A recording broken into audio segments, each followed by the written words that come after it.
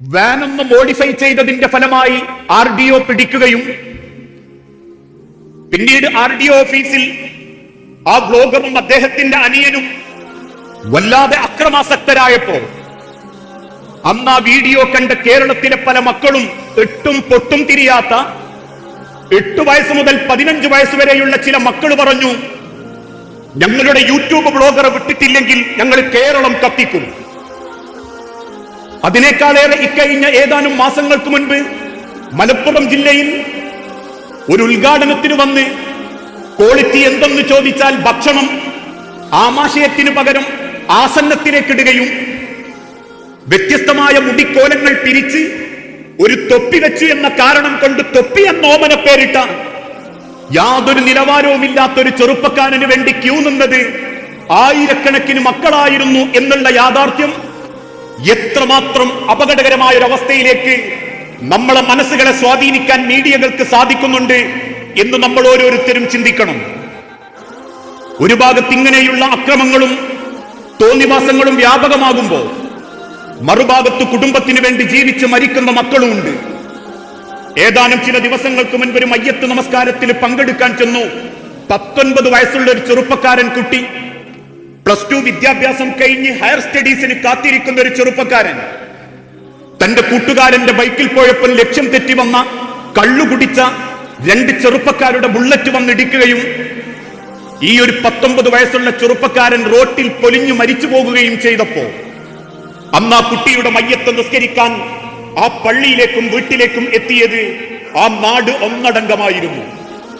നെഞ്ചുപൊട്ടിക്കരയുന്ന വാപ്പാന്റെ തോളത്ത് തട്ടി പലരും ആ വാപ്പനോട് പറഞ്ഞൊരു വാക്കുണ്ട്, ആ റാഷിദ് എന്ന മകന്റെ വാപ്പയാകാൻ പടച്ചോൻ തന്ന ഭാഗ്യമാ നിനക്ക്. കാരണം ജീവിച്ചിരിക്കുന്ന കാലത്തൊരാളോട് മോശമായി പെരുമാറാത്ത മകൻ, ജീവിച്ചിരിക്കുന്ന കാലത്തൊരു തോന്നിവാസത്തിനും അങ്ങാടിയിൽ കാണാത്ത മകൻ, ഓരോ ഭക്തിനും പള്ളിയിൽ കാണുകയും സ്വന്തം നാടിനും കുടുംബത്തിനും വേണ്ടി ചെയ്യാൻ സാധ്യമാകുന്നത്ര നന്മകൾ ചെയ്ത് ആ ചെറുപ്പക്കാരന് 6 അടി മണ്ണിൽ വെച്ച് 3 പിടി മണ്ണ് വാരിയിട്ട സർവരും പറഞ്ഞൊരു വാക്കുണ്ട്, പടച്ചോനെ ആ മകന്റെ കബറിഞ്ഞൊന്ന് വിശാലാക്കി കൊടുക്കണേ എന്ന്.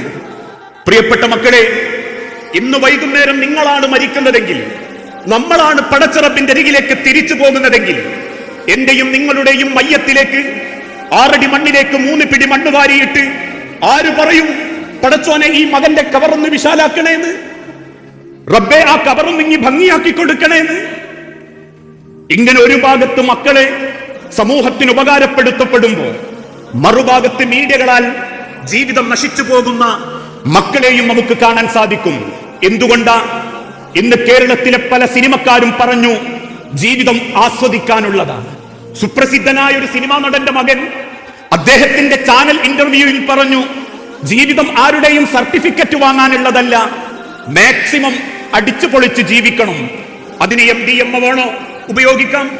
അതിന് ബ്രൗഷർ വേണോ? ഉപയോഗിക്കാം. അതിന് കുടുംബത്തെ വിട്ട് ഇരുചക്ര വാഹനത്തിൽ ലോകമൊട്ടുക്കും സഞ്ചരിക്കണോ? പോകാം. പെണ്ണുകെട്ടലൊക്കെ ഒരു കണ്ണുകെട്ടി പിടിച്ചിടുന്നതിന് സമമാ എന്നൊക്കെ ആ ചെറുപ്പക്കാരൻ പറഞ്ഞപ്പോ കേരളത്തിലെ പല മക്കളും തെറ്റിദ്ധരിച്ചു അതാ ജീവിതം. അല്ല മക്കളെ, ജീവിതത്തിനൊരർത്ഥമുണ്ട്. പിതാവിന്റെ ശ്രവിക്കപ്പെടുന്ന കോടിക്കണക്കിന് ബീജം അറിഞ്ഞിട്ടുണ്ടോ അതിനെപ്പറ്റി? ഉമ്മ വാപ്പനെ കല്യാണം കഴിച്ച് ആ വാപ്പ ഉമ്മാന്റെ ഗർഭപാത്രത്തിലേക്ക് നിങ്ങളെന്ന ബീജത്തിനെ സൃഷ്ടിക്കാൻ അല്ലാഹ് കൊടുത്ത കഴിവ്. കോടിക്കണക്കിന് ബീജങ്ങളിലെ ഒരു ബീജമായിരുന്ന നിങ്ങളുടെ ഉമ്മാന്റെ ഗർഭപാശയത്തിന്റെ 3 ഭിത്തികൾക്കുള്ളിലുള്ള അണ്ടത്തോട് കൂട്ടിയോജിപ്പിച്ച് ഈ കാണുന്ന പവറിൽ, ഈ കാണുന്ന ഭംഗിയിൽ നിങ്ങളെ ഒരുത്തിയ റബ്ബിന് നിങ്ങളെപ്പറ്റി കൃത്യമായ ധാരണയുണ്ട്. നിങ്ങൾ ഏത് നിലക്ക് ജീവിക്കണം, നിങ്ങൾ എവിടേക്ക് മടങ്ങണം. ജീവിതം ഒരു യാത്രയാണെന്നും നാളെ പടച്ച റബ്ബിന്റെ അരികിലേക്കുള്ള മടക്കം പോലും നിശ്ചയിച്ചിട്ടുണ്ട്. ഞാനെപ്പം മരിക്കണം അല്ലാഹ് രേഖപ്പെടുത്തി കഴിഞ്ഞു. ഈ ഇരിക്കുന്ന നിങ്ങൾ ഓരോരുത്തരും എപ്പം മരിക്കണം അല്ലാഹ് നിശ്ചയിച്ചു കഴിഞ്ഞിട്ടുണ്ട്. അതാണ് റബ്ബ് വിശുദ്ധ ഖുർആനിലൂടെ പഠിപ്പിച്ചതും, മിൻഹാ ഖലഖനാകും വഫീഹാ നുഈദുകും വമിൻഹാ നുഖ്രിജുകും താറത്തൻ ഉഖ്റാ. മിൻഹാ ഖലഖനാകും, നിങ്ങളെ ഞാൻ ആ മണ്ണിൽ നിന്നാണ് കൊണ്ടുവന്നതെങ്കിൽ, വഫീഹാ നുഈദുകും, ആ മണ്ണിലേക്ക് തന്നെ നിങ്ങൾ മടങ്ങും.